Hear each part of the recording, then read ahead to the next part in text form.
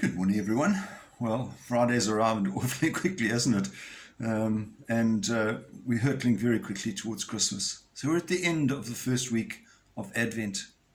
Our reading today is also taken from the Gospel of Matthew, chapter 9, this time, and verses 30 to 31.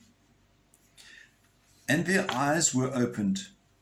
Jesus warned them sternly, "See that no one knows about this."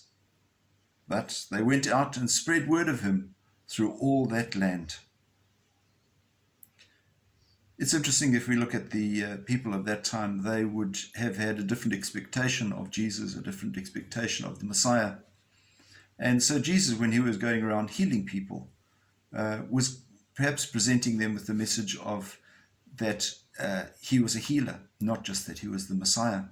And often I think that's perhaps what he wanted them to think, because had they known that he was the Messiah, he would never have been able to move. Just look at the size of the people who used to gather around him anyway.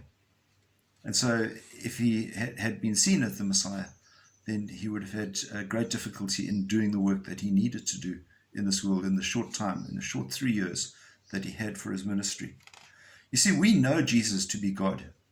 We have 2,000 years of the church teaching us all of this and giving us clarification. People at the time didn't know that. But he was just saying to them, don't tell anybody about this healing, because you're going to put the wrong message out.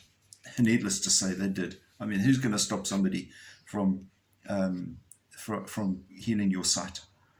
You know, it's natural. But sometimes we have expectations of Jesus to be as we want him to be.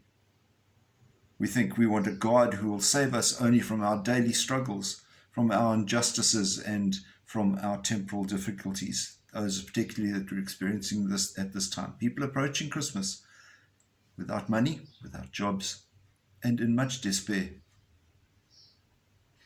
We want a God who acts in accord of our way. We want our will to be done, not necessarily his. But that's not what God has taught us. In love, we are here to do the will of God.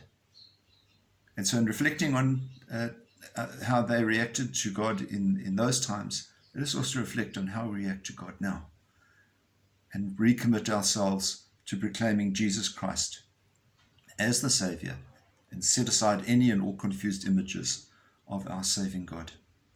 May God bless you today, keep you safe, and we'll see you next time. Bye-bye.